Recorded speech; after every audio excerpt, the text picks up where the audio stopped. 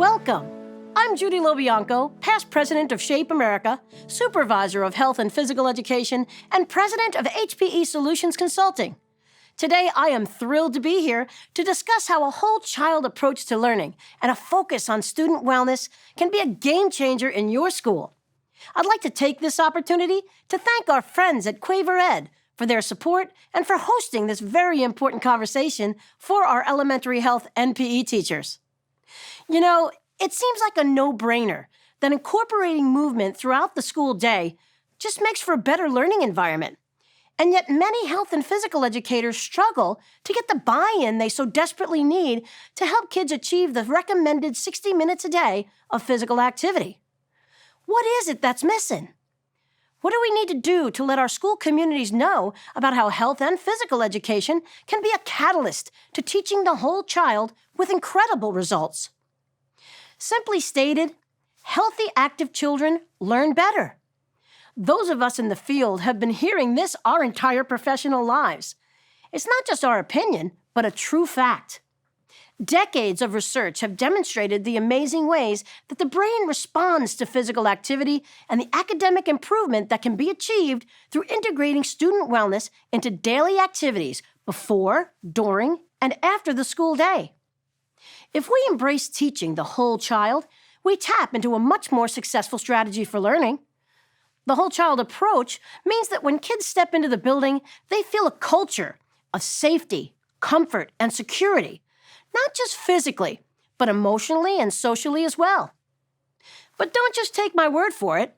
Let's have a deeper look so that you can advocate for it in your school setting. Let's start with a pretty significant and famous research project from 2004. The study that started the early conversations around this work was in California. After a mandate began to require fitness testing, physical educators across that state assessed the fitness levels of over 1 million children in 5th, 7th, and 9th grades. In the study, they discovered a significant correlation between FitnessGram scores and academic performance. The result was that fit kids were experiencing better academic achievement, particularly in math, and especially for girls. Many studies followed by noted biologist Dr. John Medina and psychiatrist Dr. John Rady. These studies reinforced that exercise improves mood and memory and actually grows brain cells. The ultimate message: get kids up and moving out of their classroom chairs to ensure an optimal learning environment. Probably one of the most famous images to underscore these points is the compelling work of Dr. Charles Hillman, a neuroscientist at Northeastern University. If a picture was worth 1,000 words, then every health and physical education teacher should be advocating in every corner of their building around this particular image.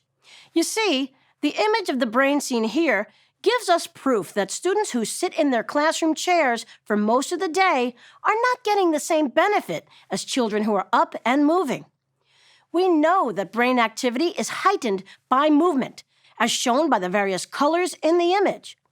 Conversely, a child who is sitting too long sends messages to the brain that it may be time to sleep and shut down executive function. So what does this all mean to us? How can we achieve an instructional setting where the whole child is at the heart of what we do? How do we convince people? And what are the strategies that help us harness the power of this information? And what kinds of activities can we involve the entire school community in that elevate this message on behalf of every child? I'm so glad you asked. The Whole School, Whole Community, Whole Child Model, or WSC, is the CDC's framework for addressing health in schools. The WSC model is student-centered and emphasizes the role of the community in supporting the school, the connections between health and academic achievement, and the importance of evidence-based school policies and practices. It is the foundation of a school district's local school wellness policy. This policy is the written document that guides a district's efforts in creating supportive school nutrition and physical activity environments. Let's have a look. Physical education and physical activity. A great foundation for wellness in our schools is a standards-aligned, developmentally appropriate physical education program coupled with opportunities to move throughout the day. A little later, I'll be introducing a great program that you can try in your community called the Comprehensive School Physical Activity Program, or CSPAP. Next, nutrition, environment, and services. Partnering with school nutrition staff not only is a great way to get on the same page about teaching children about food, but it also lets the kids see that the adults are partnering together to advance the mission of their health. Teaching kids the facts and habits of nutrition, along with an environment that reinforces what they've learned in the classroom, is super cool. Then we have health education. This is also a critical part in developing early habits of healthy eating and physical activity. Our goal is to help kids develop skills that will last a lifetime. In the early years of child development, we lay the foundation for skills that will help them internalize the messaging about a healthy, active life. Next, we have social and emotional climate. We have been hearing about mental health as a necessary part of teaching the whole child in a post-pandemic educational setting. The relationships we have with students allow us to continue to maintain this critical check-in with what is happening on the inside of them. What about the physical environment? A well-lit, colorful, and clean place to learn may sound odd to mention, but believe it or not, the floors, the walls of the school talk as much to kids about what we value as what we say and do. Then there is the critical role of health services. In my work as a school nursing supervisor, I can tell you firsthand that the school nurse is a necessary and integral part of the student wellness formula of a school. The school nurses were among my most important partners. Believe me, they don't want to be seen as just someone you go to when you don't feel well. They want to educate and advocate for the health of all children. Additionally, we have counseling, psychological, and social services. Not all kids are having the same experiences in our classrooms, and when kids need help in its many forms, we have to be ready to connect with staff with specialized skills in order to support their needs. This speaks directly to a child's readiness to learn. Next, we have employee wellness. That's the staff. We all know that teaching has become one of the most challenging professions to work in. We see teacher burnout, resignations, and a teacher recruitment problem plaguing our nation's schools. Perhaps part of the answer is to make sure we take care of ourselves and one another as we come to work each day. It's true what they say about putting the mask on yourself before you help others. Staff who are healthy, happy, and fully present for children each day are more likely to have success with their students. Then, there's community involvement. I was so enthusiastic and obsessed with connecting with my community as a curriculum administrator in my district. The wealth of knowledge, opportunity, and like-minded members of a community can support and enhance our goals for healthy, active schools. Last but certainly not least, there's family engagement. I often hear health educators say to me, I can teach about healthy habits, but I have no control over what happens when my students go home. Does that sound familiar? Well, for me, there is an answer. Engaging families in our work builds bridges to advocacy and partnership, and that leads to better outcomes for children. What better way to express a commitment to the whole child than to have the values and skills we teach practiced at home and made part of a routine? Families are critical partners around the whole child. I also want to highlight the power of one specific WSCC model component that can help us stretch our impact. It's the Comprehensive School Physical Activity Program, also known as CSPAP.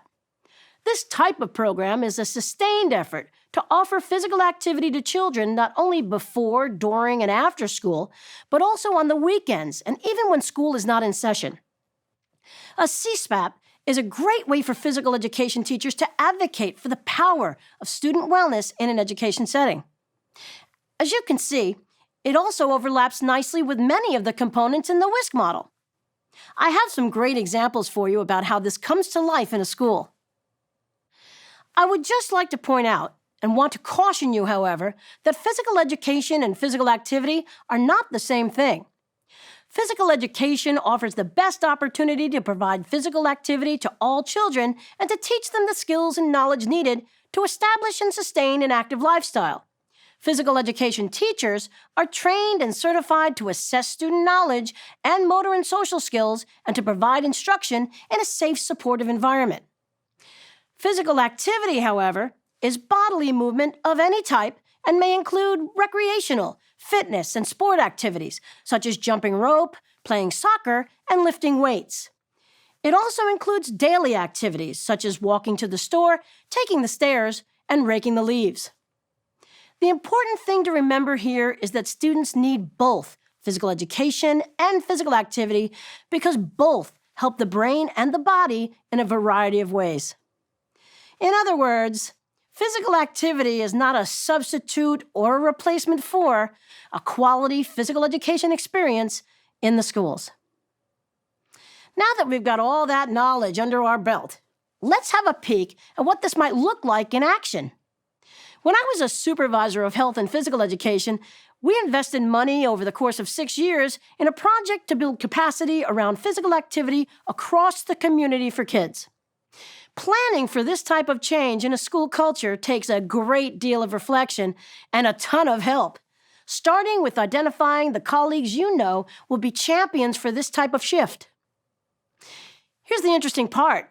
I don't know of one person I've ever asked who didn't place the health of their children and their students above everything else they were doing in schools. Not one person. The stakeholders in this work are everyone. That's because health is a matter of life and death. Habits formed in childhood could be habits brought to adulthood. So we all have a responsibility to teach the habits that are safe, positive, and healthy. These folks can come from unexpected places, and it doesn't always mean that it's the physical education teacher. There are many stakeholders in child health if you're willing to start the conversation. We can pull straight from the list of the 2 models we've discussed. People like the school nurse, the social worker, the kindergarten teacher, the PTA president, or the cafeteria staff member. Forming a small group of motivated collaborators, perhaps from an already formed school wellness committee, can get you well on your way. Now, let's start by having a look at how we can incorporate activity at the beginning of the school day. In my district, we found that many students were arriving up to 15 minutes before the start of the school day. We decided to seize that opportunity with a variety of fun indoor and outdoor playground activities for the students who were waiting. Believe it or not, many more students started asking their parents to drop them off early for school as a result. We also built a program across the district known as the Walking School Bus. The Walking School Bus comes to us from Safe Routes to School.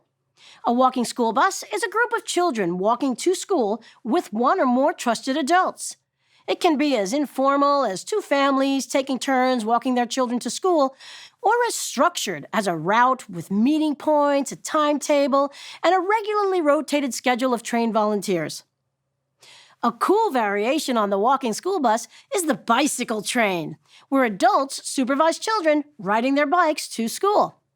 The flexibility of the walking school bus makes it appealing to communities of all sizes with varying needs. So what does it look like during school? First and foremost, a standards-aligned, developmentally appropriate physical education program goes a long way to develop the knowledge and skills necessary for children to internalize the joy of lifelong physical activity. There are also some great physical education resources that can enhance your program that can be used in both the gym and even in the classroom.